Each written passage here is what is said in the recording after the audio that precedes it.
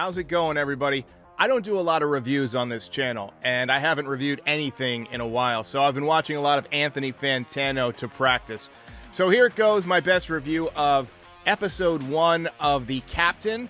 It is the new documentary from ESPN. It's kind of a baseball version of the popular documentary The Last Dance, which was about Michael Jordan and the Chicago Bulls. There were a couple of major professional sports dynasties in the 90s.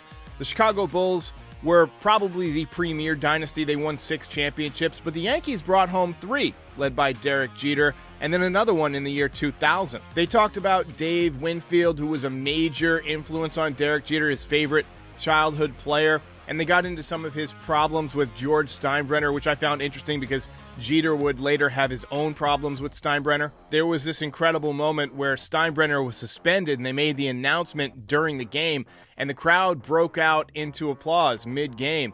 The announcement was actually read by John Sterling. I had never heard that before. That was very cool. It was interesting to see some of the extended high school footage of Derek Jeter. He didn't look like today's top athletes at all. The modern high school player is already weight training. They're already muscular. But Jeter was this skinny kid. He didn't really look all that coordinated. You would never peg him to be a first ballot Hall of Fame athlete. Maybe like a mathlete or something. The childhood stuff was cool, but in the second act, they got more into the early 90s Yankees. And you see interviews with guys like Jack Curry, who's been on the show. He was a beat writer at the time. Michael Kay, who was on the radio for the Yankees at the time. Now he's the primary TV announcer for those of you who are new to the channel. Brian Cashman came up through the front office. He is the current GM. Buck Showalter, the current Mets manager and a Yankee for much of the 90s. They even had Don Mattingly, my personal favorite player growing up. And these guys speak about the absolute travesty that was these early 90s team. The Yankees were bad back then. Nobody took it seriously. Mel Hall had Cougar Cubs in the clubhouse. Pascual Perez, they referenced, didn't even show up for spring training because he was getting drunk in the Dominican Republic and playing dominoes, that kind of stuff. The documentary kind of shifts back and forth between the pre-Jeter Yankees and where Jeter was at that point. It also flashes forwards and backwards in time, though not as drastically as The Last Dance. And at one point, it flashes back to Derek Jeter getting drafted. That was really my favorite part of the show.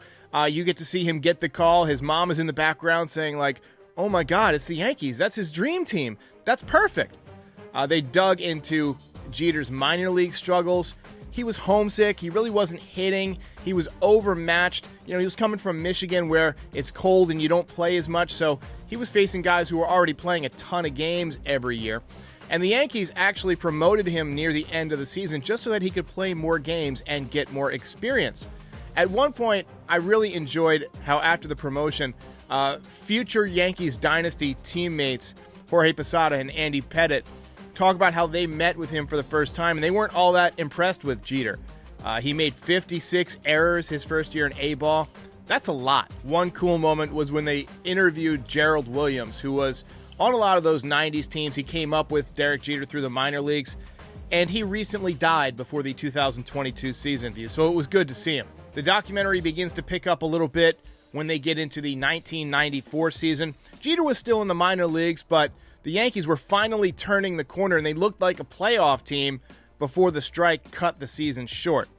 In 95, Jeter makes his debut, and I remember watching that game. 12-year-old me staying up to watch the game in Seattle on the West Coast, not realizing that anything special is happening. And now 39-year-old me is watching a historical documentary about that ho-hum game in Seattle. Makes me feel old, and it's weird. Pretty cool that he got his first hit, and future teammate and future close friend Tino Martinez was playing first base at the time and was the first one to congratulate him. Yanks made the playoffs in 95, but even though Jeter wasn't on the postseason roster, they let him be on the bench and be in the clubhouse, kind of like, hey kid, get used to the playoffs, take it all in. Multiple interviewees had said that the first home game of the playoffs in 95 was the loudest they had ever heard Yankee Stadium. And I would just like to point out that I was at that game. I was there screaming my head off, so you're welcome. Episode 1 ends with the Yankees losing the division series and George Steinbrenner kind of getting rid of the coaching staff. Buck Showalter quit, and Joel Sherman is on the screen saying, essentially, we didn't know that that was the beginning of the dynasty. And that's kind of a teaser for episode 2. Overall, I thought it was a great episode. I thought there were some technical decisions that could have been made a little bit better that would have created a more engaging experience. I like what they did on The Last Dance, where the timelines would go back and forth at the bottom of the screen and kind of let you know what year it was whenever they were talking at length about a particular topic or a particular player. I thought the music could have been better. I didn't think anything particularly stood out about the soundtrack.